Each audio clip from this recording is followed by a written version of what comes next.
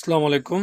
আজকের বিষয় হচ্ছে খরগোশের যে বাচ্চা দেয়, বাচ্চা দুধ কম পায়, বাচ্চার পেট একটার কাবু, শরীর কাবু, অনেক রকম কথা শোনা যায়। আসলে খরগোশের যে সময় বাচ্চা হয়, তারা নিয়মিত দুধ খাওয়াচ্ছে কিনা অনেক খেয়াল রাখতে হয়। হ্যাঁ, অনেক রকমের অনেকের অনেক মন্তব্য আছে। আসলে মা খরগোশ হয়তোবা ৫ টা বা ৬ টা বাচ্চা হলে সেক্ষেত্রে কি ২-১ টা বাচ্চা একটু দুর্বল হতে পারে। খাওয়ায় চালাক চতুরের দিক কম হতে পারে। সেক্ষেত্রে দুধ সবাইকেই খাওয়ায়। কম বেশি সবাইকে খাওয়ায়।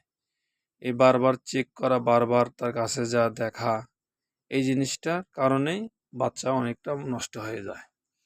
এজন্য আমি যারা খামারি তাদেরকে আমি একটা অনুরোধ করব, যেন খরগোশ যে সময় বাচ্চা দিবে, সে সময় আপনারা কি করবেন?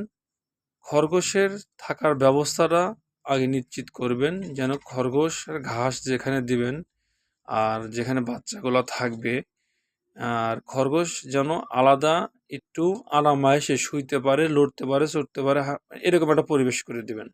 তাহলে খরগোশ সবসময়ের জন্য বাচ্চার কাছে থাকবে না। খরগোশের যে সময় হবে দুধ খাওয়ানোর প্রয়োজন মনে করবে, ঠিক সময় মতো তারা খরগোশ অটোমেটিক তার বাচ্চাকে দুধ খাওয়াবে।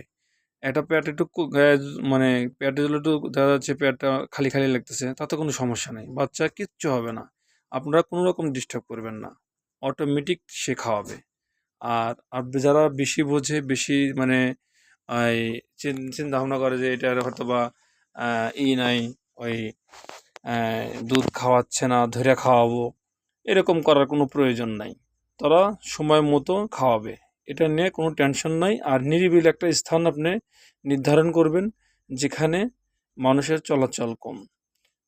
আর মানুষ চলাচল করলে তারা দুধ খাওয়াতে ইতস্ত বোধ করে। যে নিরিবিলি একটা পরিবেশ দিলে তারা অটোমেটিক তাকে দুধ খাওয়াবে। অর্থাৎ কোনো রকম বাচ্চা নষ্ট হওয়ার কোনো সুযোগ নেই। এটা আপনাদের প্রতি আমার আহ্বান থাকলো। নিরিবিলি একটা পরিবেশ এবং কি একটু ভালো একটা জায়গা, একটু বেশি জায়গা। একটু বেশি জায়গা থাকলে কোনো রকম সমস্যা নেই। আর অল্প জায়গা থাকলে বাচ্চা নষ্ট হওয়ার সম্ভাবনা বেশি থাকে। এই জিনিসটা আপনারা খেয়াল রাখবেন। আশা করি কেউ প্রতারিত হবেন না আগত এ জায়গার থেকে। ওই বারবার দেখার কোনো দরকার নেই।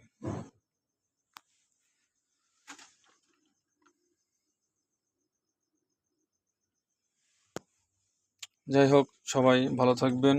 আর আমার হানি বানি পেট হাউসকে সার্বিক সহযোগিতা করবেন। আমার খামার থেকে সারা বাংলাদেশেই আমি এই খরগোশ এবং গিনিপিগ ডেলিভারি দিয়ে থাকি। এটা আমার একটি মা গিনিপিগ। এটা আমি একটু সাইডে রেখেছি, যে যে কোনো সময় বাচ্চা দিবে। খরগোশ আমার কাছে আরও আছে। এই যে খরগোশ আছে, ওই যে নিচে খরগোশ আছে। যাই হোক, সবাই ভালো থাকবেন। আল্লাহ হাফেজ।